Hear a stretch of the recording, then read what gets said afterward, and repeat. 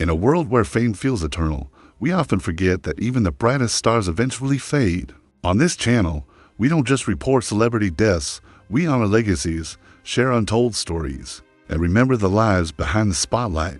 Because every goodbye deserves more than just a headline. If you believe every life deserves to be remembered, don't forget to like, share, and subscribe.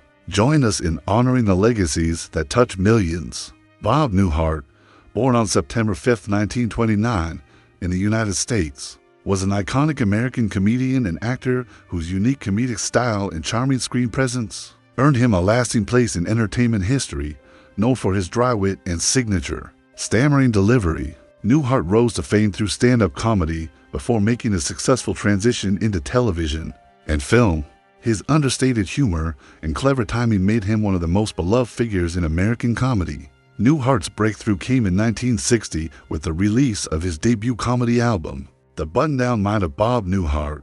The album became an unexpected smash hit, topping the Billboard Pop Album chart and becoming one of the best-selling comedy albums of all time. Its success was so phenomenal that his follow-up album, The Button-Down Mind Strikes Back, also soared in popularity. At one point, both albums held the #1 and number 2 positions on the Billboard chart simultaneously, a rare and remarkable feat. In recognition of his comedic genius, Newhart won 3 Grammy Awards in 1961, including Album of the Year and Best New Artist. His early success as a comedian laid the foundation for a long and diverse career in entertainment. In 1961, Newhart debuted a short-lived NBC variety program titled The Bob Newhart Show. Although it lasted only 1 season, it showcased his talents as a performer and paved the way for future television success. From 1972 to 1978, he starred in a sitcom of the same name, The Bob Newhart Show, in which he played Dr. Robert Hartley, a mild-mannered Chicago psychologist. The show was a major hit and is still considered one of the classic sitcoms of its era. Newhart continued his television success with Newhart, which ran from 1982 to 1990. In this series, he portrayed Dick Loudon, an author who runs a Vermont inn. The show's surreal and unforgettable final episode remains one of the most talked about TV endings in history. During the 1990s, he starred into more sitcoms, Bob and George and Leo. Although they were short-lived, in addition to his television career, Newhart made several notable film appearances. He acted in movies such as Catch-22, Cold Turkey, In and Out, and the holiday classic Elf. He also lent his voice to the character Bernard in Disney's animated features The Rescuers and The Rescuers Down Under. Later in his life, Newhart reached a new generation of viewers with his recurring role as Professor Proton on The Big Bang Theory from 2013 to 2018. His performance earned him a Primetime Emmy Award, further cementing his status as a versatile and enduring performer.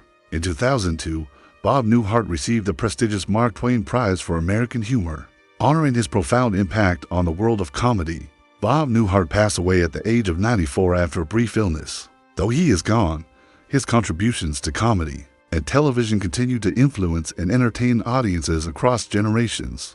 Lou Dobbs, born on September 24, 1945, in the United States, was a prominent American conservative political commentator, author, and television personality. Over the course of his long and often controversial career, he became a defining voice in business journalism and political commentary. His passionate takes on issues such as immigration, trade, and American nationalism earned him both staunch supporters and fierce critics. Dobbs began his journalism career with CNN at its inception in 1980. He played a key role in shaping the network's early identity, serving not only as a reporter, but also as a corporate vice president. That same year, he launched the business news program Moneyline, where he served as managing editor and host. The show was eventually renamed Lou Dobbs Tonight in 2003, reflecting his growing influence and name recognition. His work at CNN was recognized for making financial news more accessible to mainstream audiences, but over time, his commentary grew more political and polarizing. After initially leaving CNN in 1999, Dobbs returned in 2001, only to depart again in 2009 due to internal disagreements and rising controversy over his increasingly opinionated coverage. He then expanded into radio, hosting Lou Dobbs Radio, and soon made his way to the Fox Business Network. There, He hosted a new version of Lou Dobbs Tonight from 2011 until its sudden cancellation. In 2021, throughout his later career, Dobbs became a vocal critic of immigration policy, globalization, and trade agreements such as NAFTA. He was widely known for his staunch opposition to illegal immigration and his frequent calls for stricter border enforcement. He also drew attention for promoting the false birther conspiracy theory, questioning President Barack Obama's citizenship, a stance that fueled criticism and concern over misinformation. Dobbs was an enthusiastic supporter of former President Donald Trump, often using his platform to defend Trump's policies and attack his opponents. His program regularly featured pro-Trump content, and he became one of the most loyal media allies of the former president. However, his strong alignment with Trump's claims following the 2020 election eventually led to legal consequences. In the aftermath of the 2020 presidential election, Dobbs was named into major defamation lawsuits related to the promotion of false election fraud claims. Voting technology companies Smartmatic and Dominion Voting Systems filed multi-billion-dollar lawsuits against Fox News and several of its anchors, including Dobbs, for airing unproven conspiracy theories. Fox News eventually settled with Dominion for $787 million, acknowledging that the broadcasts had included false information. Following the cancellation of his Fox Business show in 2021, Dobbs launched The Great America Show, a podcast-style program that continued his commentary on political and social issues. He remained active in conservative media circles until his passing. Lou Dobbs died of natural causes at the age of 78.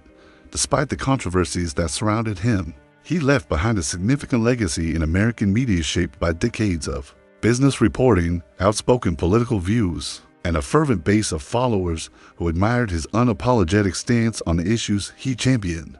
Maria Rosaria Maggio, born on January 11, 1957 in Rome, Italy, was a celebrated Italian actress, writer, and performer whose versatile career spanned film, television, and theater. Known for her elegance, depth, and dedication to the arts, Maggio became a beloved figure in Italian entertainment. EARNING admiration for both her on-screen presence and her contributions to cultural life. Maggio first came into the public eye in 1973, when she appeared on the popular Italian television variety show Canzonissima. Her striking looks and natural charm quickly captured the attention of viewers, and it wasn't long before she transitioned to the big screen. She made her film debut in 1976, starring in the iconic poliziotteschi Italian crime action films The Tough Ones and A Cop in Blue Jeans, both alongside the renowned actor Tomas Milian.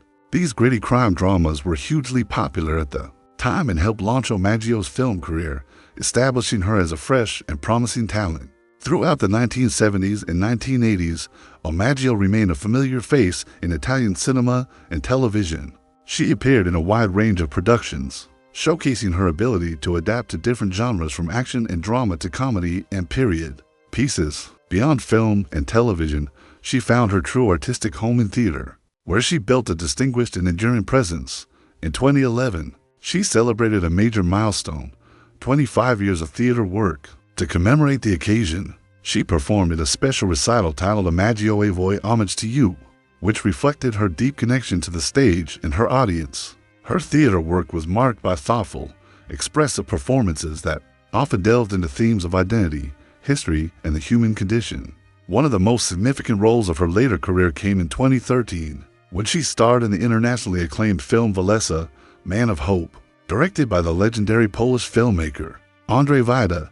In the film, Maggio portrayed the celebrated Italian journalist Oriana Fallaci, a role that required both intellectual depth and emotional nuance. Her performance was widely praised and introduced her to a global audience. In addition to her work as an actress, Maggio was also a published author and cultural advocate. She used her platform to promote literature, human rights, and international dialogue, earning respect far beyond the entertainment world. Her intelligence and grace made her a favorite guest on talk shows and literary festivals alike. Maria Rosaria Maggio passed away at the age of 67 after a short illness. Her death was met with heartfelt tributes from fans, colleagues, and institutions across Italy. She was remembered not only for her beauty and talent, but also for the dignity and passion she brought to every project she touched. Her legacy lives on in the many roles she played in the lives she inspired, from television and film to the stage and beyond. Maria Rosaria Maggio's contribution to Italian culture remains both significant and unforgettable. Channing Nicole Larry, professionally known as Enchanting, was an American rapper and singer who made her mark on the music world with a distinct blend of Southern grit, lyrical vulnerability, and magnetic charisma. Born on October 9, 1997, in Germany, she was raised in Fort Worth, Texas, where her passion for music and performance first began to take shape. From a young age, Enchanting showed a natural inclination for music. She sang in her local church choir and participated in cheerleading during her high school years, experiences that helped her develop stage presence and confidence.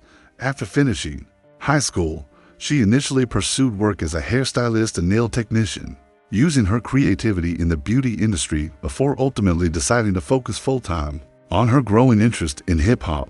Her musical journey began to gain traction in 2019 when she released her debut single, Monday. In collaboration with Bugatti Casino, the track garnered local attention and set the stage for what would become a rapid rise in the rap scene. Her unique sound, often described as sultry yet raw, quickly caught the attention of Gucci Mane, leading to her signing with his label, 1017 Records, in 2020. She became one of the few prominent female voices on the label, joining a roster of breakout Southern artists. Over the next few years, Enchanting built a solid catalog of music, releasing standout tracks such as No Love 2020 and Love Scarred 2023.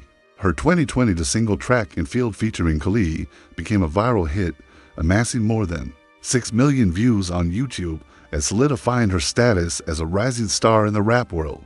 She also collaborated frequently with artists like Big Scar, Fujiano, Koi Lire, Leighton Green, and Maya the Dawn, showcasing her versatility and appeal across different sounds and audiences.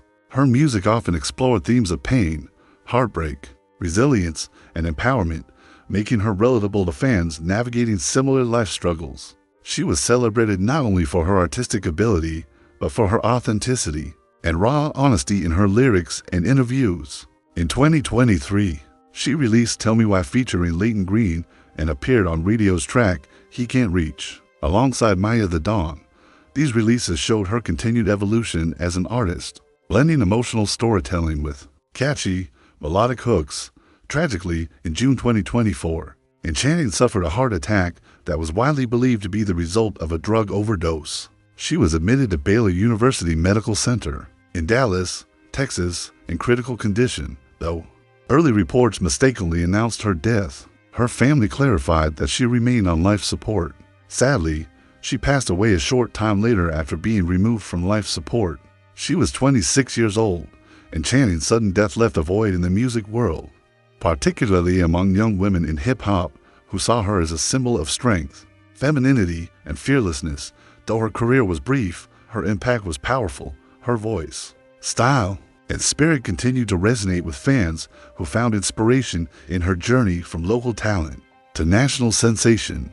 Bruce Bastian, born on March 23, 1948, in the United States, was a visionary computer programmer, entrepreneur, and philanthropist whose work transformed the landscape of personal computing and left a lasting mark on both the tech industry and the world of arts and advocacy.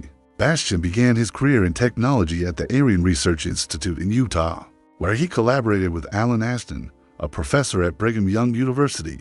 Their partnership began with the development of a word processing program for the city of Orem, Utah, using the Data General Computer. This project would lay the groundwork for what would become one of the most influential word processors in computing history, WordPerfect. In 1978, the two co-founded Satellite Software International, which was later renamed WordPerfect Corporation. Together, they launched the first version of WordPerfect in 1979 for Data General Systems, but it was in 1982, with the release of WordPerfect 2.2 for the IBM personal computer, that the software truly revolutionized the market. At a time when personal computers were just starting to enter homes and businesses, WordPerfect became an essential tool for word processing, praised for its power, features, and adaptability. Under Bastian's leadership as chairman of WordPerfect, the company grew rapidly throughout the 1980s and early 1990s. It became one of the most widely used word processors in the world, favored by both government agencies and private businesses. At its peak, WordPerfect dominated the market, even outpacing early versions of Microsoft Word. In 1994, after years of remarkable growth and innovation, Bastian stepped down as chairman, though the company was eventually acquired and absorbed by other software giants. The legacy of WordPerfect as one of the earliest and most successful word processing platforms endured. Beyond his achievements in technology, Bruce Bastian was a passionate supporter of the arts and a dedicated philanthropist. In 2010, President Barack Obama appointed him to the Presidential Advisory Committee on the Arts, recognizing his continued contributions to the cultural landscape of the United States. His philanthropic efforts extended to numerous causes, particularly those supporting LGBTQ+ rights, the performing arts, and education. He was known for using his success and wealth to empower communities and support progressive initiatives. Bastian's journey was also one of personal courage and authenticity. As a gay man, he became a vocal advocate for LGBTQ+ equality, working to make the world more inclusive and compassionate through both his words and actions. Sadly, Bruce Bastian passed away at the age of 76 after a brief illness. His death marked the end of a remarkable life that blended technological innovation with humanitarian purpose. Colleagues, friends, and admirers around the world remembered him not just for his brilliance in programming, but for his generosity, humility, and unwavering commitment to making a positive difference. Bruce Bastian's impact is still felt today in the digital tools we use, in the causes he championed, and in the many lives he touched with his work and kindness.